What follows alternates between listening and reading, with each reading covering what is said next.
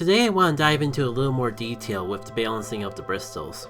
As I mentioned in a previous short, their gimmick is that when shot, they curl up into a ball that bounces around and hits enemies and allies alike, to the point where it could be a real detriment to your score if they end up in an unfortunate scenario. In a game where all enemies and allies alike move randomly, this seems like an incredibly bad idea, but I think the sentiment I was trying to go for back in 2007 was that you had a bit more agency over where the Bristles went. They would start curling up in a ball and move in a random direction, but if you shot them while they are curled up, they would reverse their movement. In theory, this gives enough agency to not make it feel unfair if you lost points to them. However, in practice, I don't think it really panned out that way, especially when recreating them for this game. So I decided to add a few additional features to their functionality to better balance them. First off, I made the Bristles much more valuable. Not only are they worth the most amount of points out of any enemy that I've implemented so far, but they also progress you through a level twice as fast compared to the average critter. But even that wasn't enough to stop the unfortunate situation of a Bristle getting stuck in between two Kongs and duplicating your points so fast that it went into the negatives. So I made some additional adjustments. First, Bristles now have a factor called collide penalty.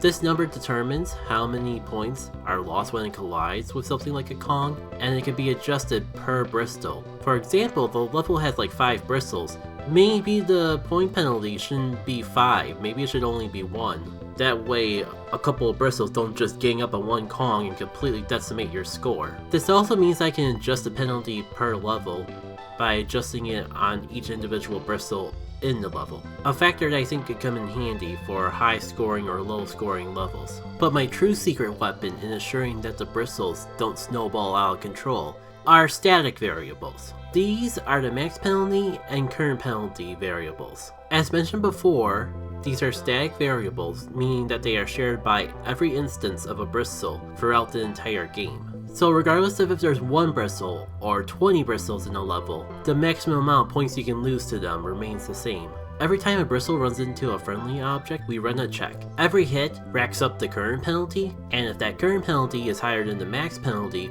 we just tell the game, no, you're not allowed to take away points anymore. That being said, every time you shoot a Bristle, that current penalty goes back down, allowing you to lose points again. As it'd be a bit boring if you could just wait out the penalty and then start farming Bristles for all the points you desire without any sort of consequence. So what do you all think?